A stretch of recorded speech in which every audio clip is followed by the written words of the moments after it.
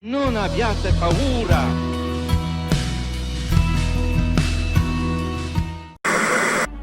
Meses após sua nomeação, João Paulo voltou à Polônia para a primeira viagem papal já feita a um país comunista. Foi quase impossível para o governo polonês comunista dizer ao povo polonês que não podiam receber a visita do Papa. Eles fariam uma revolução se não pudessem ver um Papa polonês na Polônia. Para o comunismo na Polônia, foi o início do fim. Gorbachev me disse, o grande erro do comunismo foi permitir que João Paulo II fosse à Polônia logo após se tornar Papa. O sermão dele foi tudo o que a multidão estava esperando. Católicos poloneses, vivendo sob o comunismo, estavam acostumados a falar em código e compreendiam alusões feitas. Não tiveram problemas em compreender os desafios do Papa, a um governo que promovia o ateísmo e tinha discriminação contra a Igreja. Cristo, ele disse à multidão que aguardava, não pode ser excluído da história da raça humana em nenhuma época ou nenhum lugar. Isso foi o bastante para a multidão explodir. Muitos aplausos foram dados na praça. O Papa ouviu a resposta emocionada da multidão e ficou comovido. O Papa voltou à Polônia em 1983, quando o país ainda estava sob a lei marcial, ocupada por seu exército. Em uma época que as esperanças do povo da Polônia estavam enfraquecendo, a visita do Papa renovou a fé na causa deles. Quando João Paulo voltou à Polônia em 1987, o cenário havia mudado drasticamente. Seria necessário outro empurrão do Papa para derrubar o regime, e não havia lugar melhor para isso do que a cidade de Gdansk, o lugar de origem do Solidariedade. Em suas primeiras viagens, o governo se recusou a deixar ele ir lá. Desta vez, de má vontade, eles cederam. Acho que pensavam que podiam controlar. Acho que pensaram, ele não esteve lá, ele quer ir lá, ele tem mesmo que ir lá. Vamos tentar abafar isso. Então, eles basicamente fecharam a cidade. Havia bloqueios nas ruas por todo lugar. Eles tentaram limitar os números. Mas fora, neste campo, qual era o tamanho da multidão? 500.000? 1 milhão? Quem sabe? Maior que a população da cidade.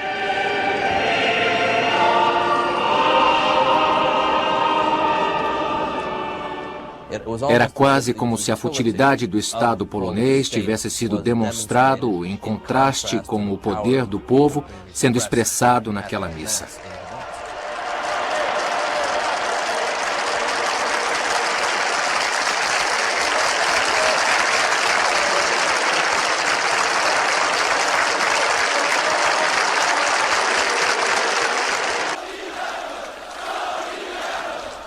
Esse era o final da tirania comunista da Polônia.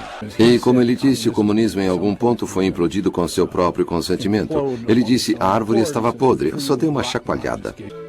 O confronto mais direto entre o Papa e os líderes de esquerda foi em Nicarágua, em 1983. Na chegada, ele repreendeu um padre que havia se recusado a deixar o governo. Mas o pior atrito foi mais tarde. O altar para a missa estava cheio de imagens revolucionárias, mas um símbolo estava faltando de propósito. Não havia uma cruz. Manifestantes que aparentemente apoiavam o governo gritavam, queremos paz. Logo o Papa deu um basta. Silêncio, ele exigiu.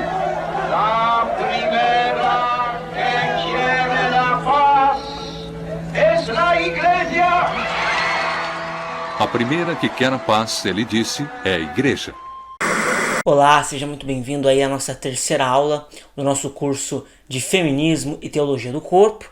Mais uma vez, eu acredito que nas aulas passadas eu tenha pedido perdão quanto a isso, mas de novo vou pedir, porque hoje o negócio foi intensificado aqui, né? Os cachorros do vizinho não param de latir, se sair algum barulho aqui, eu peço perdão, mas aí você foca no conteúdo e vai dar tudo certo, tá bom? Bom, na aula passada, né, nas duas últimas aulas, nós estamos vindo de uma reflexão a respeito do marxismo.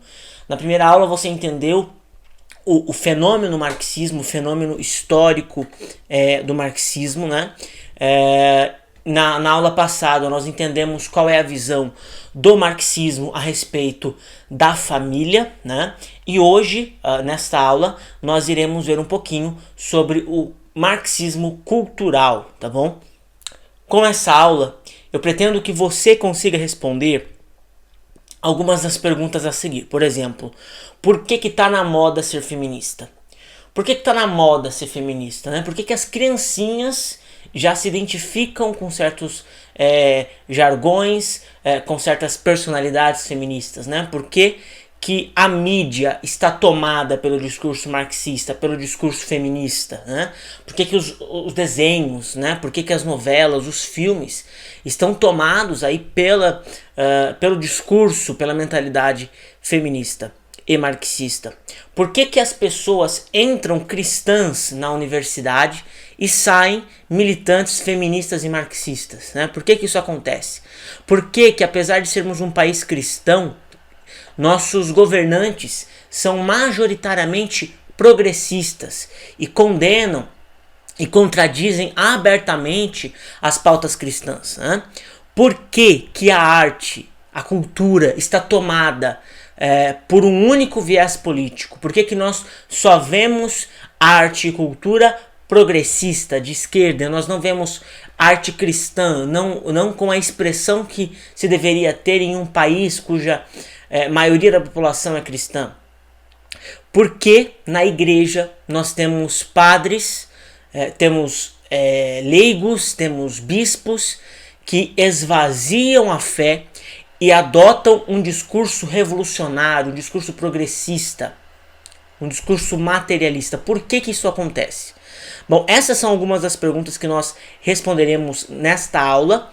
O conteúdo dessa aula vai responder isso, cujo tema é marxismo cultural.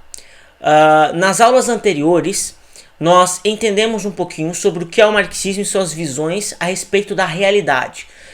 Eu espero que tenha ficado muito claro para você quais são algumas, né, as principais discordâncias entre a ideologia marxista e o cristianismo, né? O cristianismo e o marxismo, é impossível combinar os dois, é impossível que os dois convivam no mesmo espaço. Eles são opostos, né? Eles são opostos, não adianta.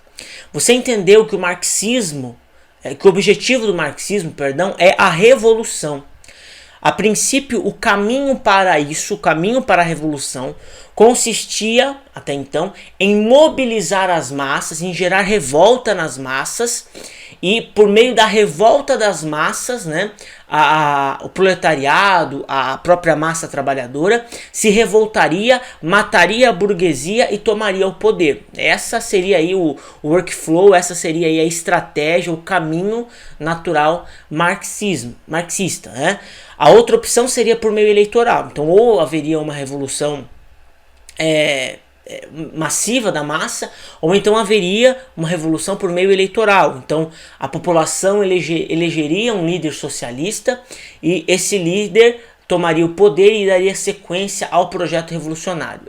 Essas eram as duas formas até então ali no pós-início ao marxismo, né, em que se pretendia fazer com que o marxismo assumisse o poder das nações, dos estados. Veja, aconteceram dois fatos principais aí que fizeram essa visão socialista e marxista mudar um pouquinho, e é disso que nós trataremos nessa aula. Bom, marxistas de outros locais do mundo começaram a ver as desgraças causadas pelos governos comunistas. Então, você viu na primeira aula que a quantidade de morte que os governos comunistas promoveram, né, na história. Esses pensadores marxistas, então, começaram a ver essas barbáries e acusaram esses locais, acusaram a União Soviética, a China, acusaram esses locais de não estar implantando o comunismo da maneira correta, ou não está implantando o verdadeiro comunismo, mas apenas um governo ditatorial e sanguinário, tá? Então eles dizem, olha, isso aí, esse monte de morte não é coisa do marxismo, isso é outra coisa. Na verdade não é, né? O assassinato, ele faz parte do modo de ser marxista. Não adianta, né? E a prática comprova isso, mas isso é um outro assunto. Esse foi o primeiro fato. Os marxistas, então, alguns marxistas começaram a ver essas coisas acontecendo, começaram a ver esses regimes totalitários, ditatoriais crescendo no mundo de viés marxista e começaram a dizer, não, isso aí não é marxismo. O segundo fato que ocorreu foi aí a queda da União Soviética. A União Soviética ela caiu de podre, né? Ela caiu mesmo, mas essa queda contou com a ajuda do presidente americano Ronald Reagan. Olha como Ronald Reagan. Não é assim que fala, deve falar até mais normal, eu estou dando uma engraçada aqui mesmo, mas caiu pela influência desse presidente, que era um presidente conservador, né? Ele era o presidente dos Estados Unidos conservador. E ele contou com a ajuda de um grande homem para que a União Soviética caísse, para que o comunismo caísse. Ele contou com a ajuda de São João Paulo II. Então São João Paulo II foi um dos atores da história responsável aí pela queda do comunismo, politicamente falando, no mundo. Com esses dois fatores, então a queda da União Soviética, o comunismo ruindo no mundo inteiro politicamente e alguns marxistas vendo esses regimes caírem e todo o sangue que estava por trás, toda a matança que estava por trás desses regimes aparecerem e eles dizendo, não, então isso aí não é comunismo. Com esses dois fatores começaram a surgir outras correntes de pensamento também marxistas, que defendiam a implantação do comunismo não por meio da revolução radical, não por meio da luta armada, não por meio da matança, mas de uma maneira mais gradativa, de uma maneira um pouco mais pacífica. Alguns exemplos para nós citarmos aqui, por exemplo, a Sociedade Fabiana, a social-democracia, que surgiram nesse período que eu me refiro aqui. Temos aqui, além dessas correntes, nós temos também a Escola de Frankfurt, tá bom? Que está ligada a essas duas correntes que eu já citei, mas tem as suas particularidades. Infelizmente, nós não teremos tempo de tratar sobre a Escola de Frankfurt. Eu vou falar de apenas um cara, apenas um personagem aqui, um pensador dessa nova esquerda, e já será suficiente aí para que nós possamos aí entender qual que é a mentalidade marxista hoje, tá bom? Então, temos tudo isso que eu falei para você. Hoje nós iremos falar de um homem, tá? De um homem chamado Antônio Gramsci. Houveram correntes que entenderam, como eu já falei, que o melhor caminho para implantar a Revolução Comunista não era a luta armada, não era o sangue, como pensavam os comunistas clássicos. Eles que são chamados de a nova esquerda. Então esses novos pensadores que surgem nesse período que eu estou me referindo aqui, inclusive Escola de Frankfurt e tudo mais, são chamados de a nova esquerda, a New Left, né? A nova esquerda. A nova esquerda, ela surge aí pós Segunda Guerra Mundial, e ela traz, né, propostas homeopáticas de revolução. Ou seja, não é aquela revolução violenta que nós estávamos vendo acontecer no mundo até então. Eles promovem uma revolução aos poucos, uma revolução assim, sabe, quase engatinhando, bem de leve, né? O mundo de repente pisca, quando menos percebe, virou comunista, né? Essa é a proposta de revolução desses pensadores da nova esquerda. O nosso personagem, né, dessa aula, que nós iremos falar um pouquinho sobre o pensamento dele, é Antônio Gramsci. Antônio Gramsci, ele é um filósofo marxista, jornalista, ele era, né, que morreu, um filósofo marxista, jornalista, crítico literário e político italiano. Ele foi inclusive, dos líderes do Partido Comunista, do Partido Socialista ali da Itália. Ele era um dos líderes, né, como eu falei, desse partido, e ele cresceu ali em um contexto social de muita pobreza. E esse contexto social de pobreza moldou a sua forma de ver o mundo. E quando ele encontra o marxismo, é como se ele estivesse encontrando ali uma resposta para os seus anseios. Infelizmente foi uma resposta equivocada. Ele foi preso e perseguido durante o regime de Mussolini, né, durante o regime fascista. Na cadeia, ele produziu ampla literatura, né? Ele escreveu muito. E essa sua literatura ecoou em todo o mundo, especialmente entre os marxistas. Então a sua literatura é de grande importância para os para os marxistas, né? Hoje no Brasil, Antônio Gramsci é responsável pelos maiores movimentos de esquerda. O pensamento dele é responsável pelos maiores movimentos de esquerda e partidos do Brasil. Nós não temos, não com expressividade, aqueles comunistas hardcore lá que queriam revolução armada, tirando um ou outro partido ali que é fora da curva, mas que não tem expressão nenhuma. Os maiores partidos e movimentos de esquerda do Brasil estão alinhados ao pensamento de Antônio Gramsci, que você vai entender isso no decorrer dessa aula. A sua teoria, a teoria de Antônio Gramsci, defendia que o Estado, né, então a tese dele era que o Estado utilizava as instituições culturais para preservar o poder. Então o Estado, ele utilizava ali das instituições para preservar o teu poder. O que isso quer dizer? Que para ele a religião, a cultura, a arte, a literatura, a educação seriam utilizadas pela burguesia para legitimar a opressão estatal e a própria opressão burguesa, né?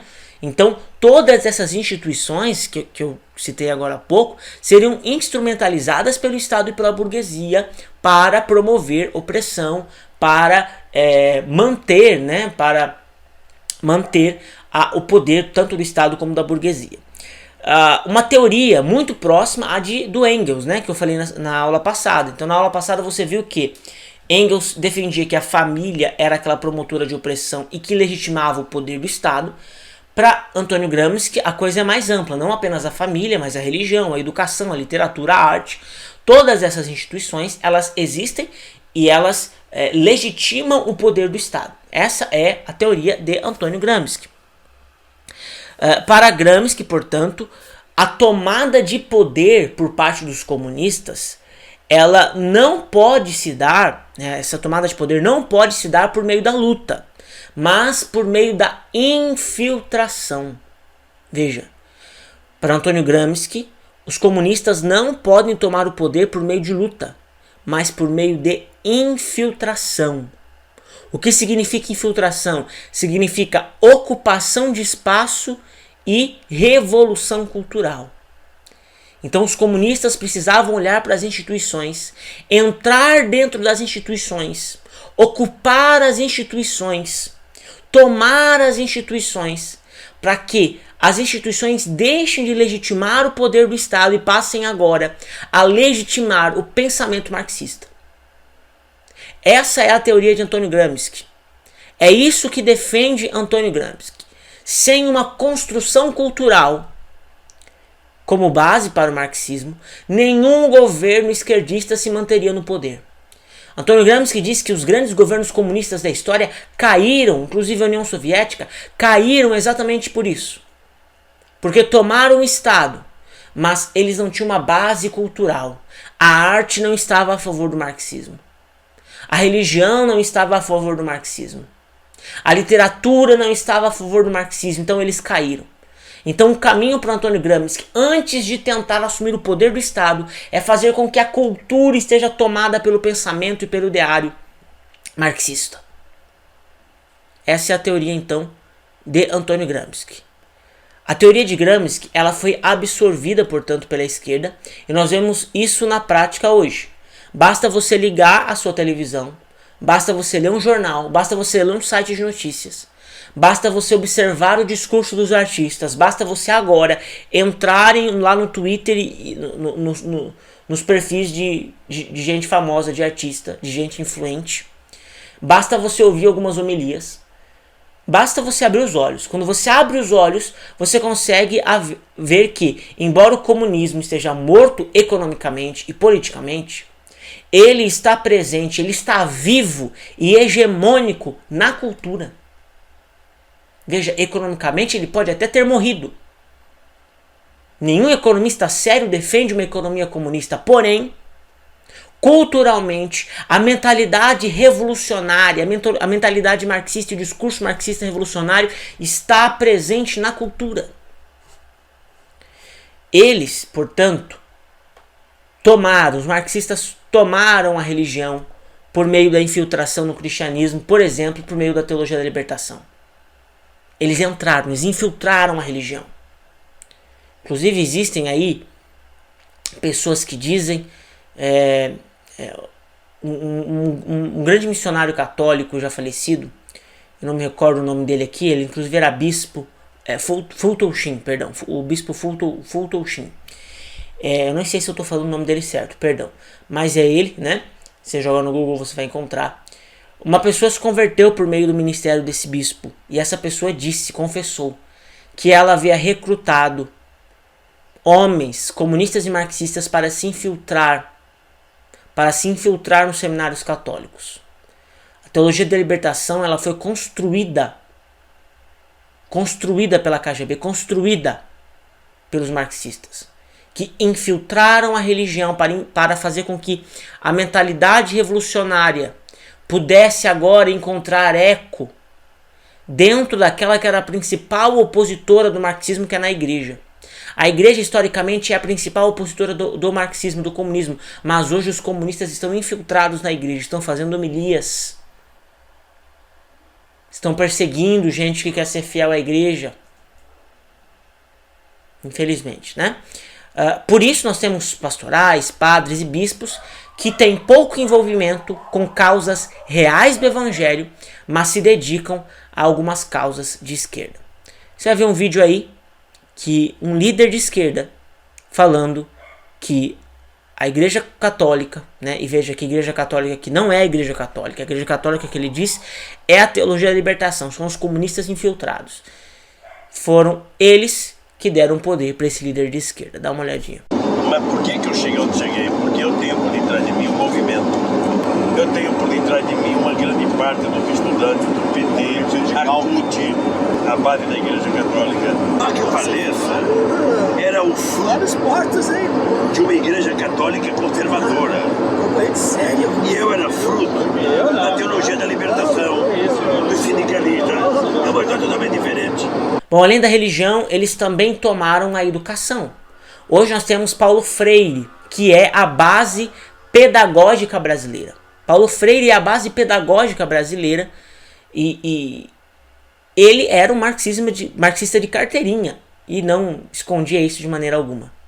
Por isso que nós vemos aí as universidades tomadas pelo pensamento revolucionário, né? Falei aqui no início, por isso que pessoas entram cristãs na universidade, saem ateias e militantes feministas e marxistas. Porque a educação foi tomada pela mentalidade revolucionária. E é por isso que é raro, né? Se você entra numa universidade ou numa escola qualquer, é raro um professor que não é dado aí às ideias socialistas. É raríssimo, porque eles também infiltraram a educação. Tomaram também a arte, por meio de financiamento e infiltração de militantes na produção cultural.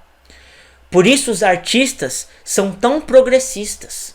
E as novelas e produções artísticas seguem o mesmo caminho.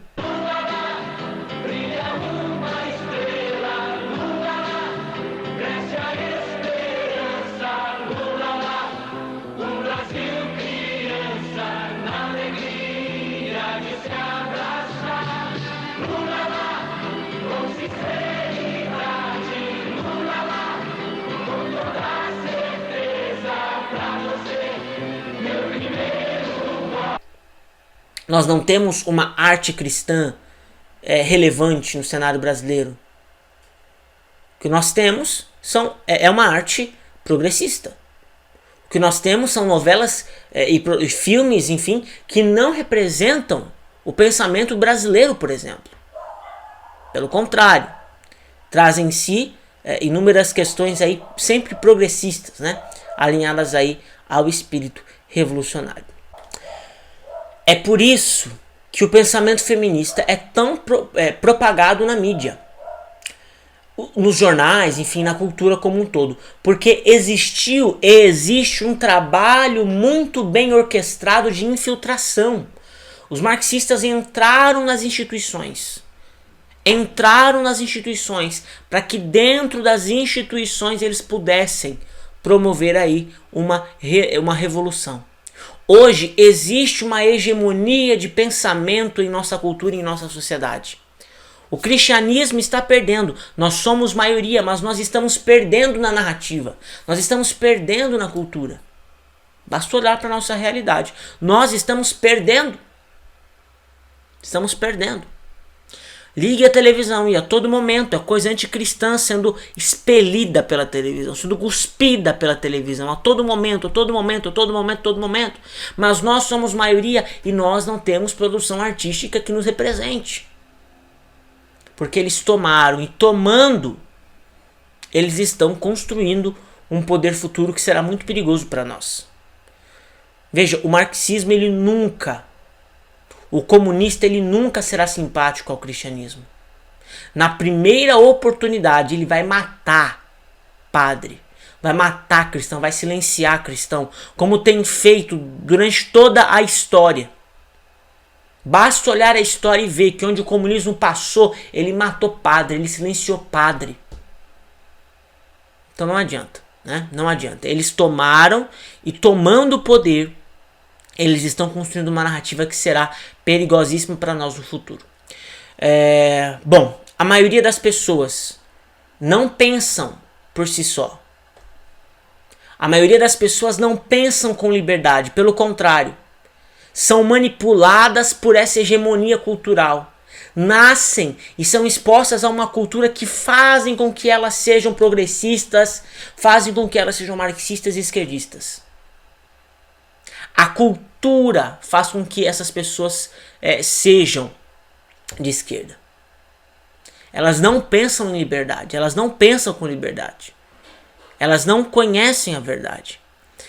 O cristianismo é aquele que diz que nós não devemos nos conformar, tomar a forma deste mundo, mas nós precisamos transformá-lo por meio da renovação do nosso espírito, do nosso entendimento. Portanto, eu convido você que está me assistindo agora. Não tome a forma deste mundo. Não pense como este mundo pensa. Não levante as bandeiras que este mundo levanta. Porque nós somos cristãos e somos chamados a fazer com que o mundo seja transformado pelo poder do Evangelho e não que nós sejamos transformados pelo pensamento do mundo. Nós cristãos não podemos nos dobrar ao padrão de pensamento do mundo, mas nós temos que mudar o mundo por meio da conversão do nosso coração. É aqui que existe uma diferença brutal entre o marxismo e o cristianismo. O marxismo, você já ouviu isso, fala de revolução. O cristianismo fala de renovação.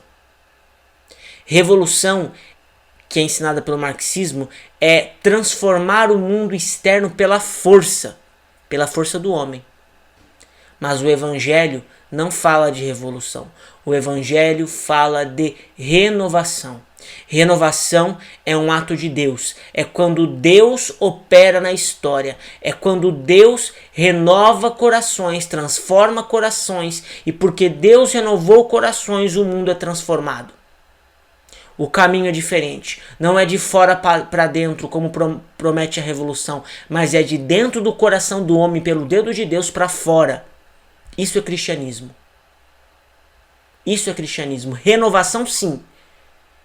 Revolução, não. O cristianismo não é uma religião de revolução. Jesus nunca foi um revolucionário. Ele sempre foi um renovador. E ele continua renovando agora. E ele pode agora renovar o teu coração. Porque ele transforma corações. Mas revolução, jamais. Jamais. Bom, nessa aula, você entendeu? De maneira muito breve e resumida, eu confesso que, olha, nós poderíamos ter um curso só desse tema, viu? Porque é muito material. Daqui a pouco, nas referências bibliográficas, você vai ver isso. Porém, nós temos que seguir, porque o foco não é isso. O foco é feminismo e você vai começar a ver já no módulo seguinte um pouco mais detalhadamente esse assunto. Mas nessa aula, você entendeu como a manipulação cultural induz meninas e mulheres de todo mundo a se submeterem ao feminismo. Na próxima você vai entender como os homens mais ricos do mundo financiam as feministas com um claro interesse econômico. Então, na próxima aula, nós teremos uma aula sobre o globalismo. Em seguida, na outra aula, eu farei algumas considerações e trarei aqui as referências bibliográficas, tá bom? Até a próxima aula. Clique em algum lugar aqui na tela e assista a próxima aula, que também está muito boa. Eu sei disso porque eu já gravei antes dessa aqui, tá bom? Até a próxima aula.